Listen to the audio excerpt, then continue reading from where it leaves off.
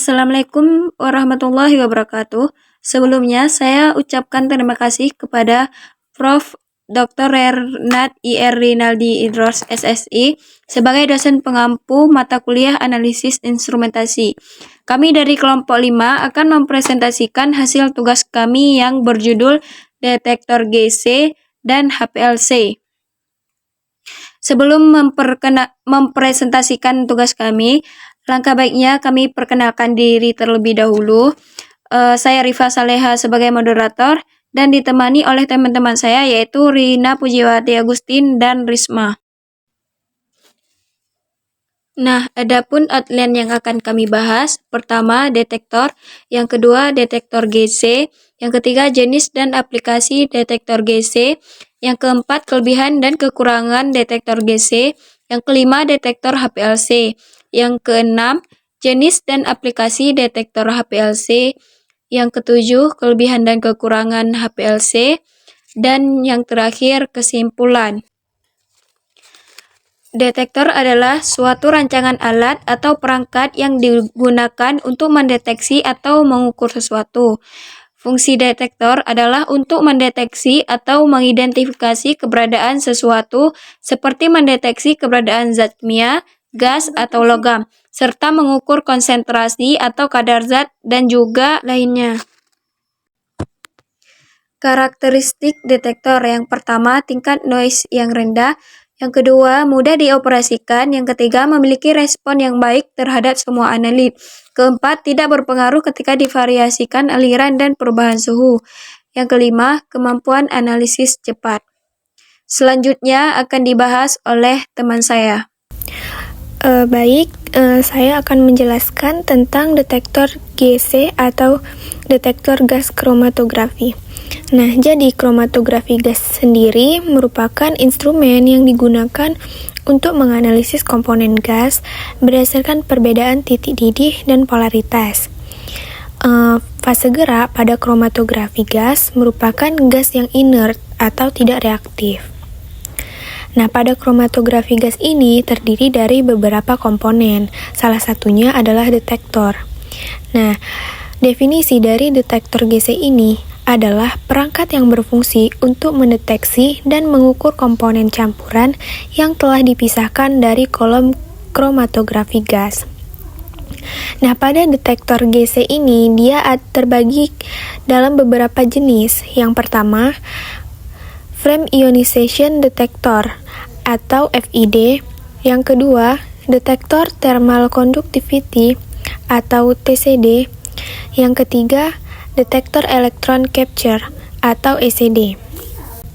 Nah, di sini kita masuk ke jenis detektor GC yang pertama, yaitu Frame Ionization Detector atau FID. Nah, FID ini adalah jenis detektor GC yang paling sederhana dan dapat digunakan untuk menganalisis senyawa organik. Adapun prinsip dari FID ini sendiri ialah mengionisasi senyawa organik dengan cara membakarnya dalam nyala gas hidrogen. Nah, ada contoh aplikasi dari detektor FID ini. Yang pertama, untuk analisis senyawa organik. Yang kedua, untuk identifikasi asam lemak, dan yang ketiga untuk analisis senyawa volatil. Adapun gambar dari detektor GC jenis FID ini dapat kita lihat pada gambar di samping teman-teman. Nah, pada detektor GC jenis FID ini memiliki kelebihan dan kekurangan. Untuk kelebihan yang pertama ialah sensitivitas yang tinggi. Artinya, alat ini sangat sensitif terhadap senyawa organik, terutama yang mengandung karbon. Yang kedua, penggunaan yang mudah. Artinya, di sini alat ini relatif mudah digunakan dan tidak terpengaruh oleh laju aliran gas sehingga pengoperasiannya itu mudah. Kemudian, yang ketiga itu ada deteksi universal, yang artinya alat ini dapat digunakan untuk mendeteksi berbagai senyawa karbon. Kemudian yang keempat itu stabilitas. Di sini stabilitasnya baik dalam pengukuran sehingga hasil yang didapatkan lebih akurat. Kemudian yang kelima, kapasitas untuk analisis multisenyawa. Nah, di sini berarti alat FID ini dia dapat digunakan untuk mengidentifikasi dan mengukur dalam beberapa senyawa. Dia lebih dari satu. Kemudian untuk kekurangannya, yang pertama itu destruktif. Nah, destruktif ini artinya sampel yang dianalisis nantinya akan terbakar saat dalam proses deteksi. Kemudian yang kedua, sensitivitas terhadap senyawa non-karbon, di mana artinya alat ini dia kurang sensitif terhadap senyawa yang tidak ada karbon atau tanpa senyawa karbon. Kemudian yang ketiga, memerlukan beberapa sumber gas. Nah, sumber gas dari alat ini ada beberapa dan berbeda-beda. Contohnya seperti helium atau nitrogen. Kemudian yang keempat, pengaruh suhu. Nah, pengaruh suhu ini berarti kinerja dari alat detektor FID ini dia dipengaruhi oleh suhu sehingga dapat mempengaruhi hasil yang dianalisis. Kemudian yang terakhir, biaya operasional. Nah, biaya operasional ini untuk pemeliharaan atau pengoperasiannya itu lebih tinggi atau lebih mahal. Kemudian kita masuk ke jenis detektor GC yang kedua, yaitu detektor thermal conductivity atau disingkat dengan TCD. Nah, TCD ini adalah salah satu detektor yang paling awal dikembangkan untuk gas kromatografi dan dikenal sebagai katarometer atau detektor kawat panas. Adapun prinsip dari TCD ini sendiri ialah dengan mengukur perubahan resistivitas gas berdasarkan konduktivitas termalnya. Untuk contoh aplikasinya ada 3. Yang pertama, analisis air. Yang kedua, deteksi senyawa organik dan anorganik. Yang ketiga, pengukuran dalam kromatografi gas hasil udara. Untuk gambar dari detektor thermal conductivity dapat kita lihat pada gambar di samping ini.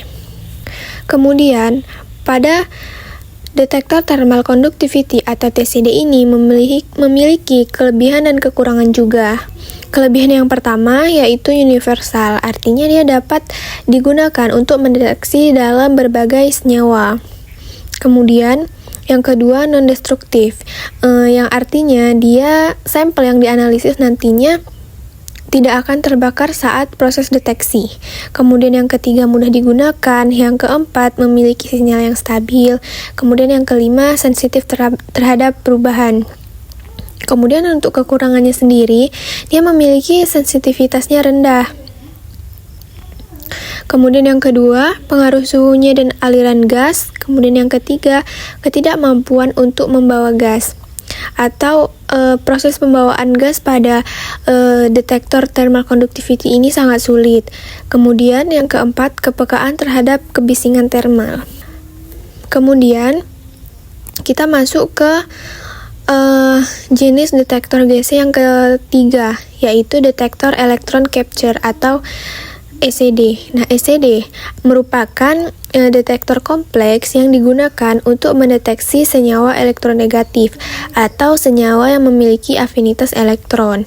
Nah, prinsip kerjanya itu berdasarkan pemecahan molekul menggunakan radioaktif. Lalu elektron akan bereaksi dengan senyawa dalam sampel dan menghasilkan arus listrik pada jumlah elektron yang tertangkap. Adapun contoh aplikasi dari ECD ini sendiri ada 3. Yang pertama, deteksi pestisida. Yang kedua, analisis senyawa volatil di dalam bir. Kemudian yang terakhir, analisis metabolit dalam pangan. Untuk gambar dari detektor electron capture atau ECD ini dapat kita lihat pada gambar di atas. Kemudian, pada ECD ini memiliki kelebihan dan kekurangan juga. Untuk kelebihan yang pertama, memiliki sensitivitas yang tinggi. Yang kedua, spesifisitasnya tinggi. Yang ketiga, universal. Yang keempat, sinyal yang ditampilkan lebih stabil. Yang kelima, spesifik untuk senyawa elektronegatif. Adapun untuk kekurangannya sendiri, yang pertama, ketergantungan pada gas pembawa. Yang kedua, sensitivitas terhadap kontaminan. Yang ketiga, kompleksitas operasional, dan yang terakhir, keterbatasan pada senyawa non-elektronegatif. Untuk pembahasan selanjutnya mengenai detektor HPLC akan dibahas oleh teman saya.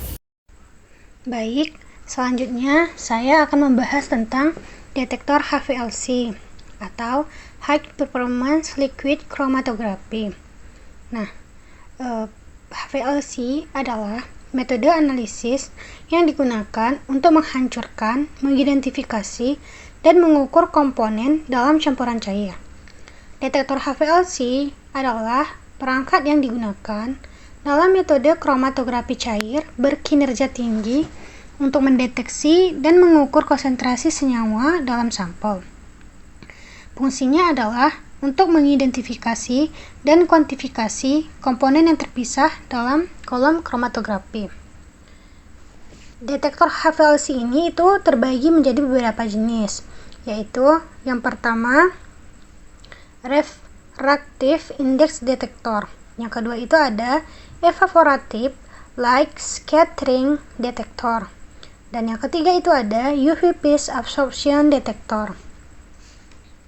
Selanjutnya, jenis yang pertama, saya akan menjelaskan jenis yang pertama, yaitu ada refractive index detector.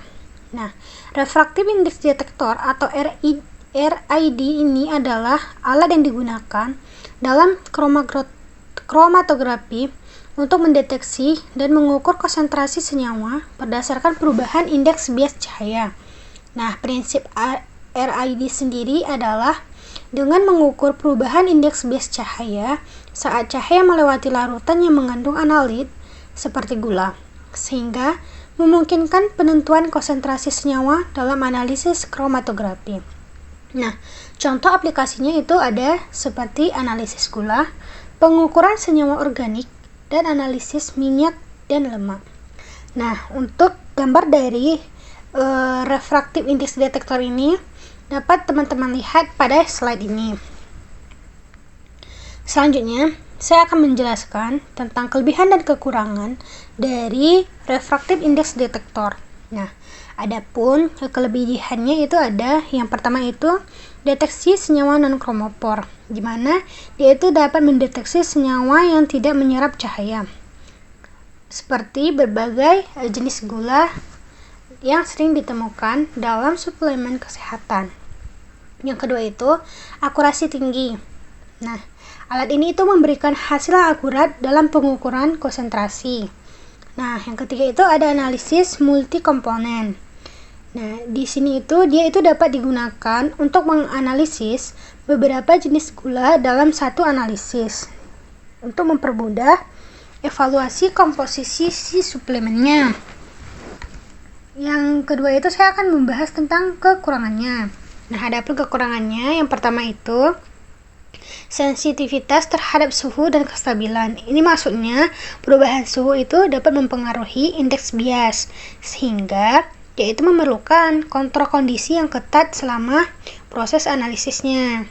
Yang kedua itu ada respon lambat. Ini maksudnya itu RID ini mungkin memiliki respon yang lebih lambat dibandingkan dengan detektor lain yang dapat mempengaruhi kecepatan analisis dalam pengaturan produksi. Nah, yang ketiga itu ada keterbatasan dalam matriks kompleks. Maksudnya itu, dalam sampel dengan matriks yang kompleks, interferensi dari komponen lain itu dapat mempengaruhi hasil, sehingga dia itu memerlukan teknik pemisahan yang lebih baik. Nah, jenis detektor yang kedua itu adalah evaporative light scattering. Nah, atau bisa disebut dengan ALSD.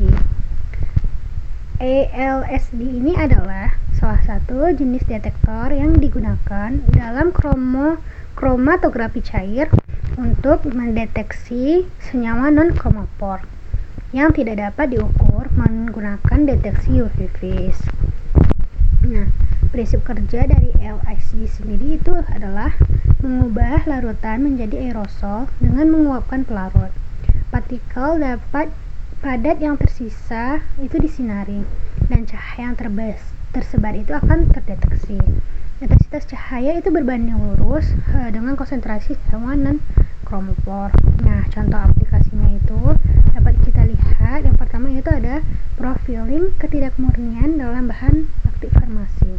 Yang kedua itu ada analisis suplemen diet. Nah, untuk gambar dari detektor evaporatif light scattering ini dapat teman-teman lihat pada slide berikut. Lanjut, selanjutnya itu ada kelebihan dan kekurangan.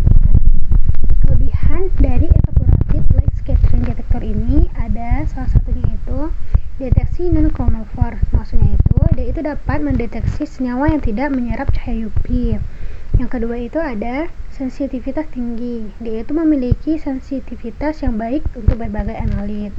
Yang ketiga itu kemampuan universal. Dia itu dapat memungkinkan analisis berbagai jenis senyawa dalam satu metode. Yang keempat itu ada reproduksibilitas baik, yaitu memberikan hasil yang konsisten dalam pengukuran.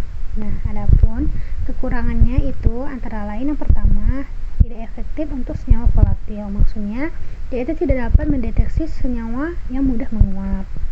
Yang kedua itu ada pengaruh pelarut, di mana hasil itu dapat dipengaruhi oleh jenis pelarut yang kita gunakan. Yang ketiga itu biaya tinggi. Nah, peralatan ini itu memerlukan biaya perawatan yang relatif mahal. Yang keempat itu persiapan sampel. Nah, persiapan sampel pada detektor ini itu memerlukan persiapan yang harus tepat sehingga hasil yang dihasilkan nantinya itu akan lebih optimal. Selanjutnya, jenis detektor yang ketiga adalah CUV phase absorption detector. Nah, detektor UV phase absorption ini adalah perangkat yang mengukur absorbansi cahaya ultraviolet dan visible oleh senyawa dalam sampel. Nah, ini digunakan untuk mendeteksi dan mengukur konsentrasi komponen yang terpisah dalam proses kromatografi. Prinsip detektor UV phase absorption dalam HPLC itu mengukur absorbansi cahaya yang melewati sampel. Nah, caranya itu cahaya UV dan visible diserap oleh senyawa, dan perbedaan intensitasnya itu digunakan untuk menentukan konsentrasi senyawa berdasarkan hukum Lambert-Beer, atau bisa juga disebut dengan hukum Beer-Lambert. Nah, untuk contoh aplikasinya itu dapat digunakan untuk mendeteksi kadar warfarin dalam plasma manusia. Nah, untuk gambarnya sendiri, teman-teman dapat melihat di slide berikut. Saya akan menjelaskan tentang kelebihan dan kekurangan dari UV phase absorption detector. Nah, adapun kelebihan yang pertamanya itu yaitu sensitivitasnya itu tinggi. Dia itu mampu mendeteksi konsentrasi rendah suatu senyawa. Yang kedua itu ada kecepatan si analisis, yaitu dapat memberikan hasil analisis itu dengan cepat. Yang kedua itu ada kemudahan penggunaan. Di sini itu maksudnya alat detektor ini itu relatif mudah dioperasikan dan diintegrasikan dalam sistem HPLC. Yang keempat itu ada kapasitas untuk multi analisis. Artinya itu dia dapat digunakan untuk berbagai senyawa yang menyerap cahaya pada panjang gelombang tertentu. Nah, yang selanjutnya saya akan menjelaskan tentang kekurangannya. Kekurangan yang pertama itu ada spesifitas terbatas. Dia itu maksudnya tidak dapat membedakan antara senyawa yang memiliki absorbansi serupa pada panjang gelombang yang sama. Yang kedua itu ada interferensi. Maksudnya itu substansi lain dalam sampel itu juga menyerap pada panjang gelombang yang sama. Dia itu akan mempengaruhi si hasilnya nanti. Yang ketiga itu ada keterbatasan rentang. Nah, maksudnya keterbatasan rentang ini adalah dia itu akan efektif untuk senyawa yang memiliki absorbansi dalam rentang UV phase, sehingga tidak dapat digunakan untuk senyawa yang tidak menyerap cahaya pada rentang UV phase. Jadi kesimpulannya, detektor pada HPLC dan GC memiliki peran penting dalam mendeteksi serta mengukur komponen yang terpisah selama proses kromatografi. Pada HPLC, detektor seperti UV vis, RID, dan ELSD digunakan untuk mengubah sinyal fisik senyawa menjadi sinyal elektronik, memungkinkan analisis senyawa non-volatil. Detektor GC cocok untuk senyawa volatil seperti FID atau sensitif untuk senyawa organik, TCD universal, dan ECD atau spesifik untuk senyawa elektronegatif. Sekian dari kami, lebih dan kurang mohon maaf. Saya akhiri, Assalamualaikum warahmatullahi wabarakatuh.